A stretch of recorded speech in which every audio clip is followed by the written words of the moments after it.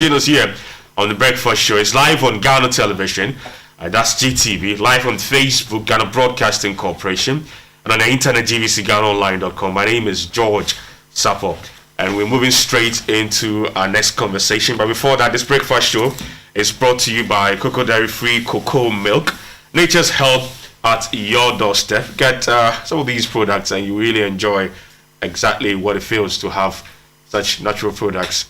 And of course, something like this for breakfast, and intermittently, if you want to put something in there, helps also boost your immune system. And also supported by Shield Acrylic Paint, the premium paint. Make that switch and make that move now. I mentioned earlier that we'll be talking about, the various supports that people have been giving to organizations, bodies, groups, and even the state itself. And this time around, we're focusing on farmers and certain sectors within the farming industry. So I have here in the studio next to me, that's Sylvester Kwame Osei, who is the communication officer. I'm told he's a very humble person, so I'll say communication officer of RMG. Sylvester, good morning. Good morning. Hope you're good. Yes. All right. God's grace. Then Martin Tete Neti. He is a commercial manager of RMG. Martin, good morning. Good morning. You're from Pram. No, Odumasi Krobo. Odumasi Krobo. Yeah. Okay, all right. But we are cousins. I got it. I get that. Good morning. Good morning. I hope you're all well. Yes. Okay, all right. Let's start off. What is RMG? I mean, literally RMG. What is it? What does it stand for? Yeah, so RMG basically stands for Regional Marketing Group. Okay. Yeah, so it's a conglomerate of companies in Ghana and abroad, and it's basically that's input distribution. All right. So in Ghana, for example, as part of a group, we have RMG Ghana Limited. We have the then Winco Ghana Limited, now RMG Commodities. We have ALSA. We have RMG Cotton. Yeah. All right. What's he said input distribution? What's input distribution? Okay, so with input distribution basically is the distribution of what we call crop protection products. Crop protection products. Okay. All right. In other words, called agrochemicals. In the layman's parlance. However, we don't only just do that. We do the distribution of seeds, hybrid seeds, and other OPVs, but in good high yielding OPVs. Then we also do the distribution of irrigation systems. So with the irrigation system, we have center pivot, we have drip irrigation kits, and we also do fertilizers. So fertilizers, organic fertilizers, NPK, urea. Then we also do organic like Crop Max, and it's associate product. So basically, when we make mention of input distribution, is actually what the farmer needs for a wholesome production, and a complete package from end to end. All right. And what has been the impact so far? Just to set the base, and we can move to COVID. What has been the impact so far? Okay, so in terms of the farmer support program that RMG launched, so we realized that with all of this COVID-19 pandemic and its effect, the government had put some services on hold, churches, bankers, and other services. But we realized that health service providers and food service providers, for example, were exempted from the lockdown. So to say, doctors and nurses can go to work, and then farmers and people who work within the food chain can also go to work. And that affirms the fact that farmers are very important in terms of food supply to the nation. So we, working directly with farmers, we realize that if farmers are not also protected in their line of work, they may be compelled to stop working. And then if they do that, that can have food security implications on the economy. So it's under this backdrop that we put up the farmer support program, which includes the provision of PPEs to farmers, the provision of farmer education and direct interaction on the virus, and how to prevent its spread, and what to do when you have the virus, and also giving them the assurance and ensuring that all the inputs and all the crop protection products and fertilizers that they would need would be made available to them. So the program was launched 2 weeks ago. And then after the launch in Accra, we set out to do direct community engagements and the supply of the PPEs. And the response has been super phenomenal. We had feedback from farmers who say they had heard of the COVID-19 on TV and on radio and other media portals, but they didn't really think it was that close to them. And so we bring in the education and the PPEs to them. They feel like we are providing premium services or getting much closer to them to really explain to them the effect of the virus and how they can prevent the spread. So generally, we toured about 7 communities in the north. Okay. And then the feedback was phenomenal across. All right. So Martin, from what he just talked about, I get the sense that COVID has not affected your operations much. Oh, that's an interesting twist.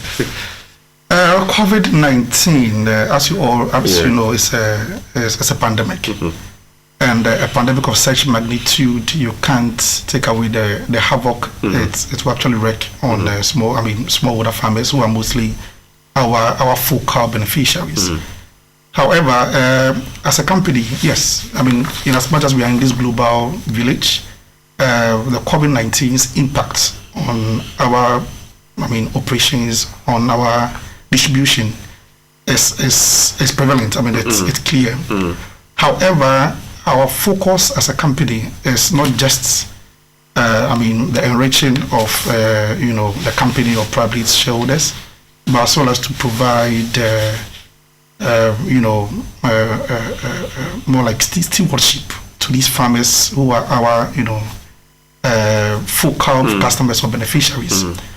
So as a company, what we are doing is to ensure that these farmers who are our customers would stay in business post COVID-19. So in clear terms, what I'm trying to say is, should these farmers lose their livelihood and decide not to farm again?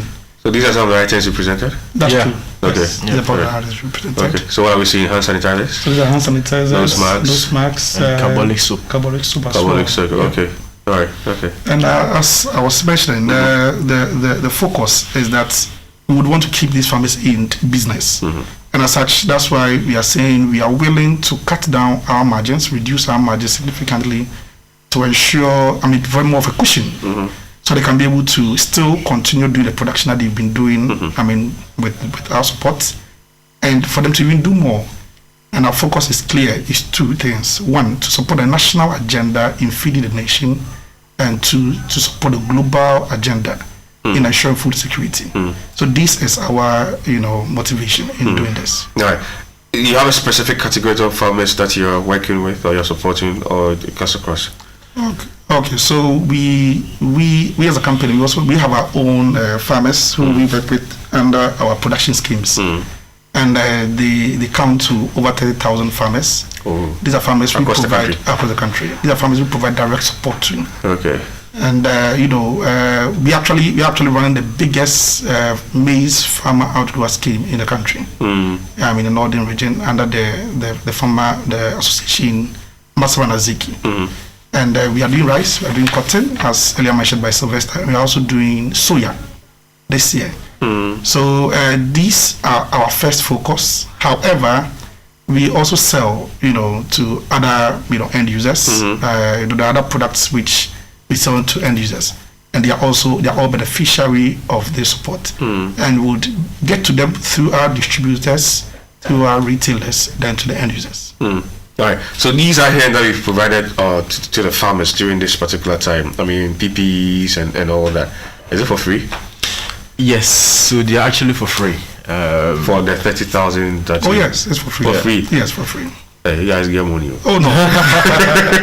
So as a best, we are just trying to support, just to ensure they stay in business. So next year, post COVID-19, we can also stay in business. So it's part of our corporate social responsibility. We're doing a lot of corporate social responsibility across the country. And key among them is this, as well as a graduate vegetable farming initiative that we also engaged in the course of the year. So RMG comes up with new innovations. Day in, day out. All right. And did you take them through how they can actually use these PPEs and the other things you provided for them? So what we did was that we are Greek people. Yes. We are not health people. Yes. So we extended an invitation to the health directorate in the various districts to partner with us in the education process. So for example, in each community that we went, we coordinated to get a health rep from the community to join us in the tour.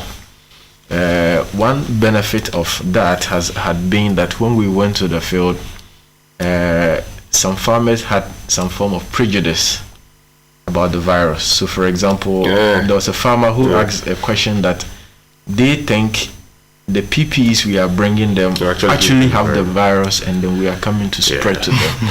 Now at that point, if a rep from RMG tells him or responds to him that it's not the case, he may not believe.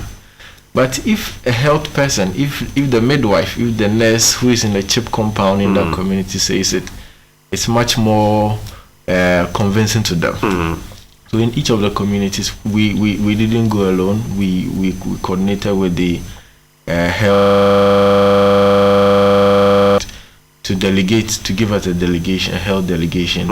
And these people were super awesome because they at each district there are health officers and health promotion officers who have diagrams and things that can facilitate the education bit. So that was much more helpful in getting the farm to understand that the COVID has come to stay, and we need to protect ourselves in our line of work so that in the long run we can feed ourselves and feed the nation as well. All right. And is there a plan in place to have the follow-up to evaluate and see if they're actually using these things that you keep giving them? So in terms of evaluation, we are in Accra, but we have our implementing partners who are in the north. So that is a company called ALSA. So ALSA, when we give the inputs to the farm to ALSA will go on with the onward distribution of the PPEs, of the inputs. And ALSA also has technical staff, spread across the country. And these are extension officers who are directly with the farmers in the communities to ensure that they apply the inputs that we give them in their right proportion in order to give them the right yield or the projected yield that we anticipate. And so these technical officers and supervisors have been our direct monitoring and evaluation people to really engage them to see how they are using it and they're using it the right way. All right. Martin, with the inputs that you give them, I mean, they have to buy it from your end, right? Yeah, so we have two streams of products. Okay. There are products or set of products which are under subsidy, and there are set of products which are not under subsidy. So the products which are not under subsidy, we are saying we are reducing our margin, and as such, the prices are better. So they should come in and buy.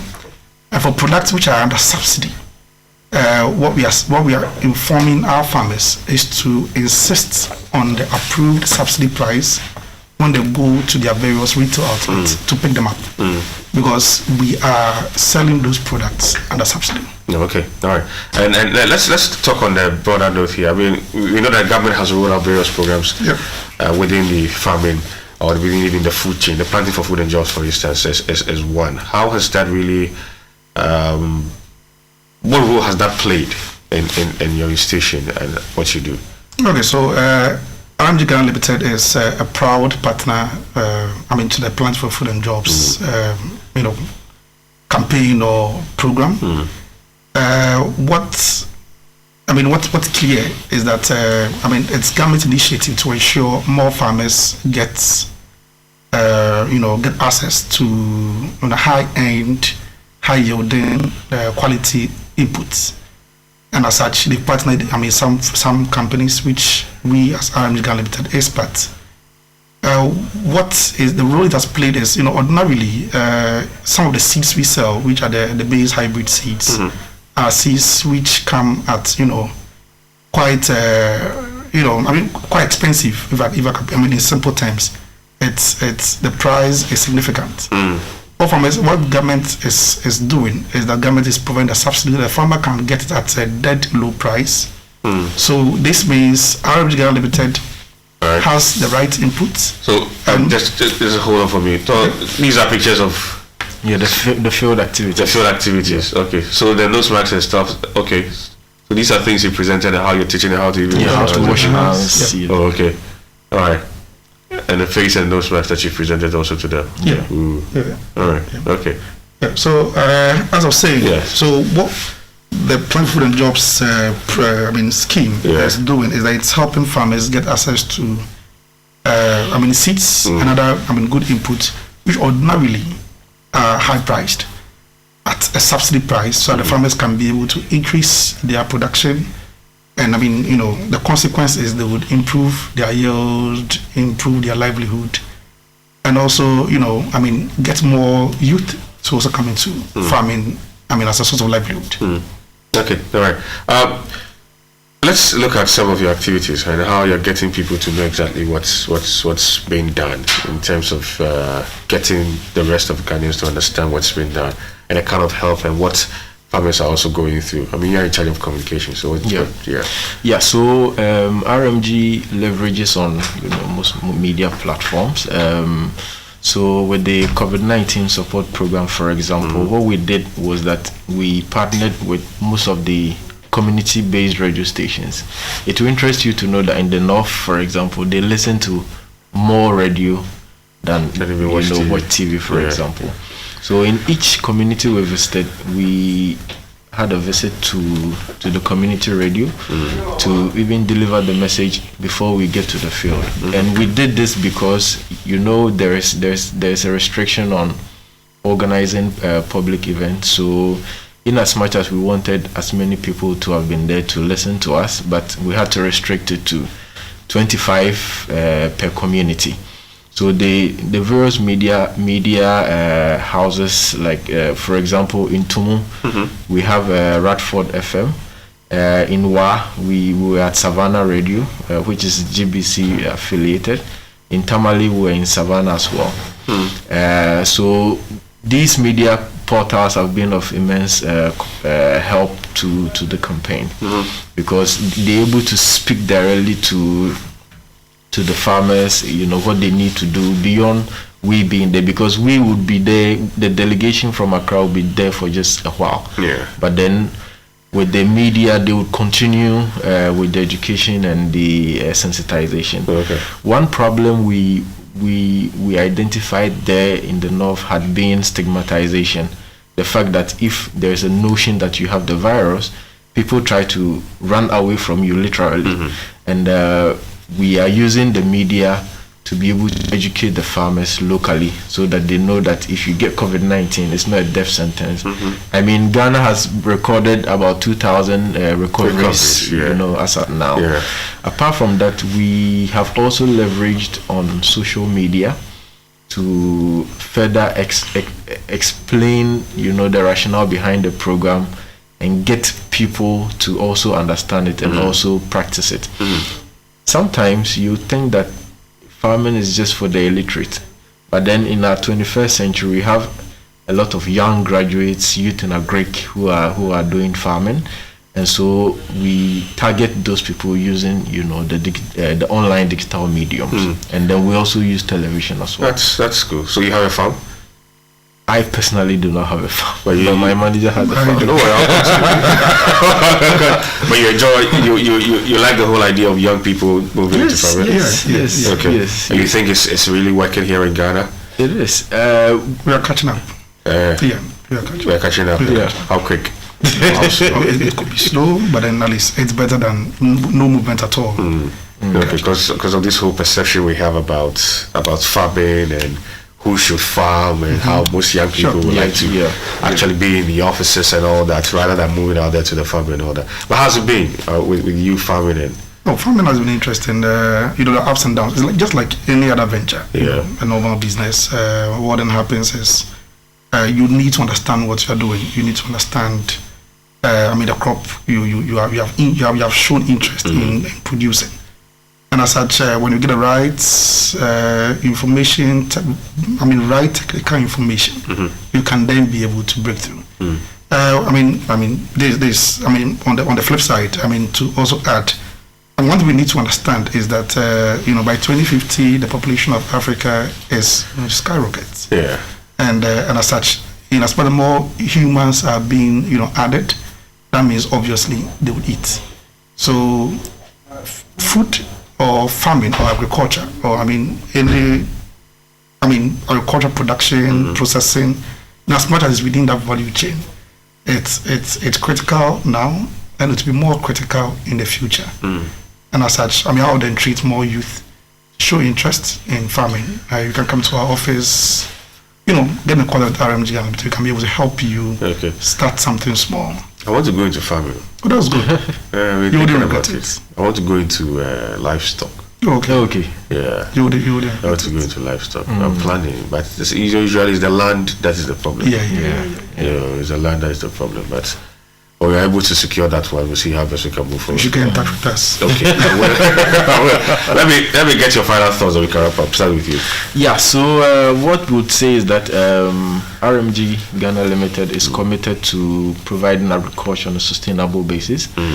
And it's on this backlash that with the COVID-19 and its socioeconomic effect, we are targeting farmers to build their capacity, help them to prevent the spread of the virus, and also provide all that they will need to be able to undertake a successful production. And it's on this background that we are here to continue educating our farmers and the populace at large to commit to the WHO approved protocols of ensuring social distancing and washing of hands as much as possible, and also avoiding the touching of nose and face. All right.